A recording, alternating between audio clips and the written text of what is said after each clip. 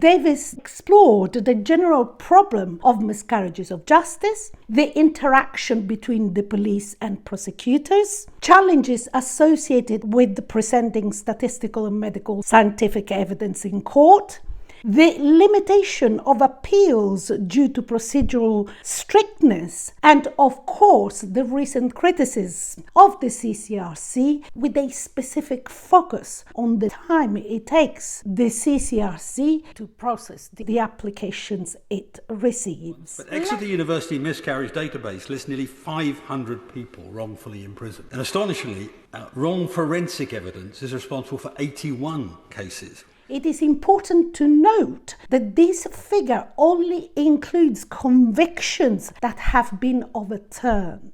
It excludes numerous cases where defendants maintain their innocence but fail to achieve justice due to procedural hurdles in the appeal process and the system's resistance to acknowledge its own errors. So the problem is far more widespread than it appears. Now, from the start of the case, Cheshire Police picked up on the doctor's statistical argument supposedly pointing to Letby. In April 2018, an officer on the investigation approached the leading statistician, Professor Jane Hutton, and asked her to put a figure on the likelihood of a nurse being on duty, quotes, during all the deaths and collapses. But then, in 2021, after Letby had been charged, the police wrote an email to Professor Hutton, and I quote it, "The prosecutor has instructed us not to pursue this avenue any further at present." The police and other investigators are responsible for conducting inquiries into any alleged crime and for deciding how to deploy their resources. Prosecutors cannot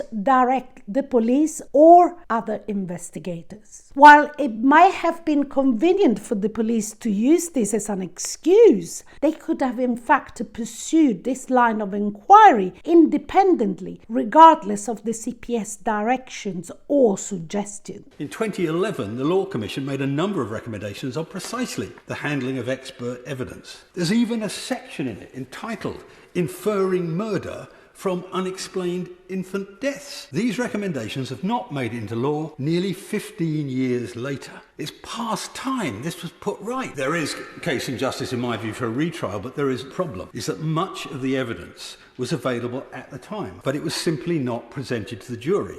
This means the Court of Appeal can dismiss it, basically saying, if your defence team weren't good enough to present this evidence, hard luck, you stay banged up for life. Now, that may be judicially convenient, but it's not justice.